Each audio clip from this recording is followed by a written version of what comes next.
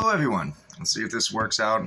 I'm kind of testing the waters with this. Probably not going to be able to see my face much. I'll move over as much as I can here. Get in here. You can see my lap.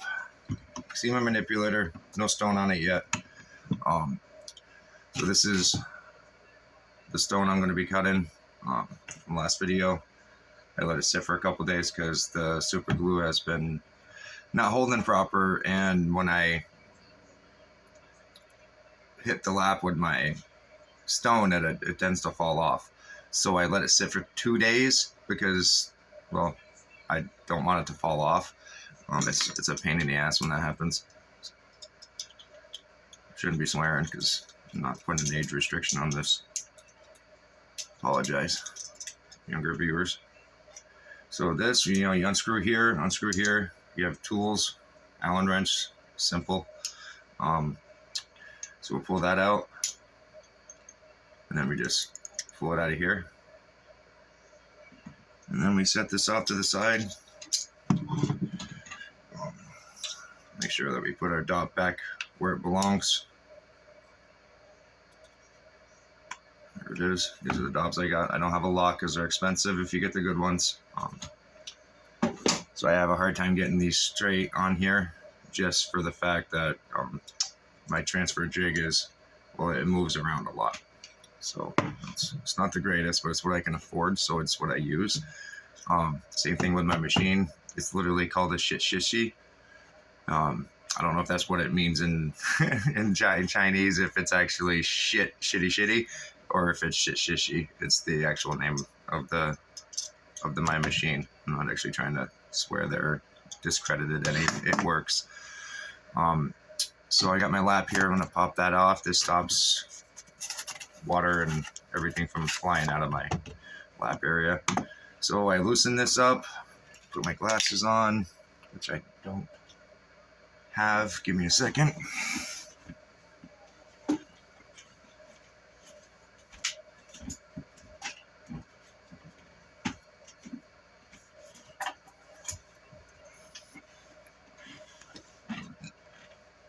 All right, there we go. Eyes, they help. So I'm not sure if you guys are going to be able to see, but on here you can see these lines, at least I do believe. So I'm going to put this on 72. It's a 96 index. So it means it has 96 degrees of potential play. So I'm going to put this on 96. I'm not sure if you're going to be able to tell the difference or not, but that's the flat side here. See if we can do it. Here's the flat side. Here's the long side. So I'm going to put my 96 on the flatter side of the long, which is right here. Which technically other people, some people do it differently. They'll put the 72 there or the 24, but I'd rather go 96, 48 because those are the indexes that match each other oppositely. So I like this style. I can take this off my manipulator. I can take it off. I can look at my stone. I can spin it around. I can, throw it in the air if I wanted to. It's not stuck to my mast. Sorry. So basically, we just take it. We got the hole there. We put her in there. We keep it loose so she spins around, right? We just snug it up just a little bit because we wanted to be able to move. I'm going to put it in as far as I can. So I can already tell my stone's not on proper, but we're going to cut it anyway. Like I said, I'm learning, so I should take it off, but I don't want to wait another 2 days for this to dry. So I'm just going to deal with it. Mainly 1 degree here is going to be a little bit different than the degree I use at the top, or the angle that I use at the top. So if I put this, so I'm starting with the crown this time to try something new because I have not done that yet, and I want to see. Some people say it's easier to line up your pavilion and your girdle. Yeah, I'm not professional at this, guys. I just started, so I will mess up the lingo. Can't see it, so here we go. My degrees are here. You cannot see it because my hand's in the way. But this is my degrees, my angles. However, I forget which one's which, but either way, I'm going to set this to 40 because sapphire, if you set it at 42 degrees, you'll get your best refraction. It's around 42. It's not a perfect thing for me, at least. This machine is not accurate to the T. It's accurate to the 10th or 20th at least, at the very least. So we're gonna throw this back on my manipulator. I'm gonna put this on here, and I'm gonna lower my manipulator just a little bit so I can put it on my lap here. I don't really mind about my degrees right now. I should have this at like a 90, but this machine is really difficult to get to a 90, so I try to do that all at once. It's just not the easiest thing.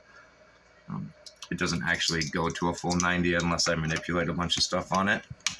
So I'm just going to loosen this a little bit. You'll see this drop just a small amount. I'm not sure if you're going to be able to see that on there or not, but I got this out at 96, so we're going to put that on there. Right. And so I should set my 72 because that is the flattest angle. I just want to get this down to where it's going to be accurate. There we go. And bring it all the way down as much as I can. As you can see, there's still quite a bit of an angle. You know, it should be like this. When I bring it all the way down, it should be at the 90 like this, but you can see the difference in angles or degrees, however it is. But either way, I don't want this touching right here, because if I bring it over, it will touch and it will lift it and it will mess you up. So I'm just going to keep it there. I need to switch this to 72. So we're going to check that out for a second.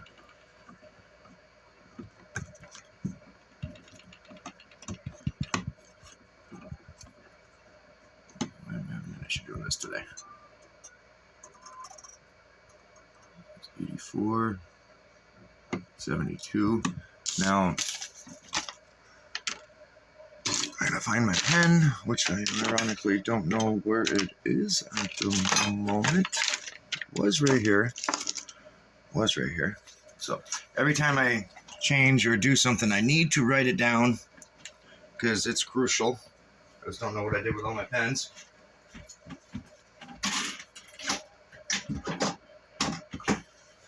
Okay, well,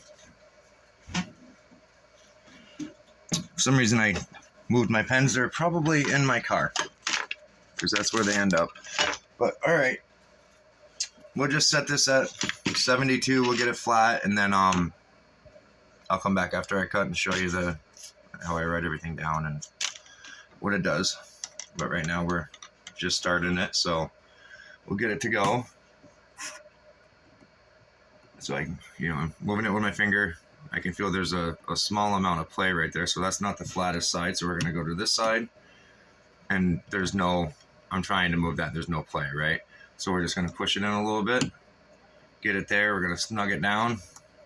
By turning this, I'm going to keep pushing down on this pretty hard. Oh, and there it goes.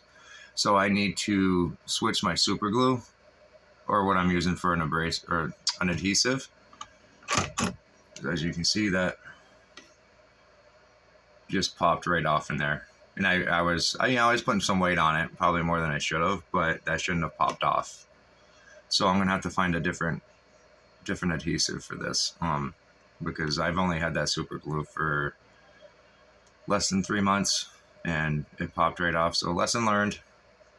This is the difficulty of it. You can see it's a pretty stone though, but I'm going to stop the video there because I effed it up. And trials and tribulation, everything you do, there's always going to be something that messes up, and everything doesn't go perfectly the way you want it to. But that's the same as life. Nothing goes exactly the way you want it to. You have to work for it. So we'll pull this back up so I'm not smashing my manipulator off in anything. Tighten it back down to my lap. And we'll call this one lesson learned. I'm going to get some more super glue in maybe a couple days or so before I find something that is good enough to do what I want it to do. At first, don't get me wrong, the super glue worked great at first, but I think it's gotten old and doesn't want to work anymore. So thanks for watching. Have a good day.